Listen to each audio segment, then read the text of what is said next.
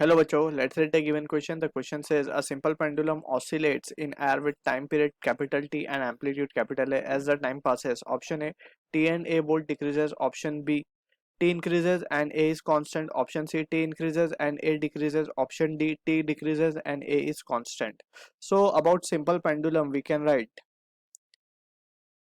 as a key concept. We know कि simple pendulum का जो time period है, it is given by the formula T equals to 2 pi under root L upon G, where L is the length of the pendulum. अगर हम बात करें pendulum की, so let's say this is the case of a pendulum over here, ठीक है.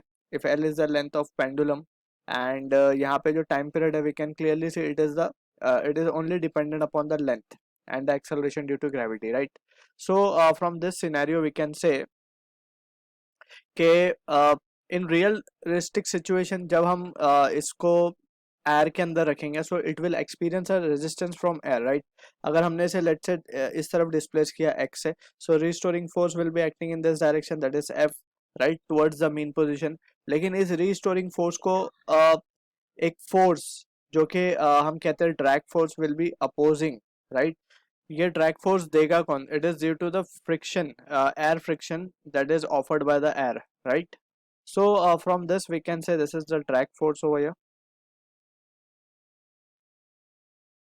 So यहाँ पे हम देख सकते हैं कि ड्रैग फोर्स से क्या होगा, इसका जो एम्पलीट्यूड है, ठीक है ना, जितना दूर ये जा रहा है, ठीक, रिस्टोरिंग फोर्स को जो वापस लाने की जो मींस कैपेबिलिटी है इसकी, सो उसको ये ड्रैग फोर्स कम कर देगा. And from this we can say as time passes, as time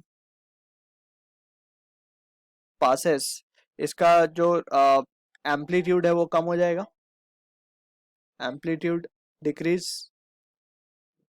and also अगर एम्पलीट्यूड डिक्रीज हो जाएगा, सो वी कैन से इसका टाइम पीरियड एक चक्कर कंप्लीट करने के लिए वो बढ़ जाएगा,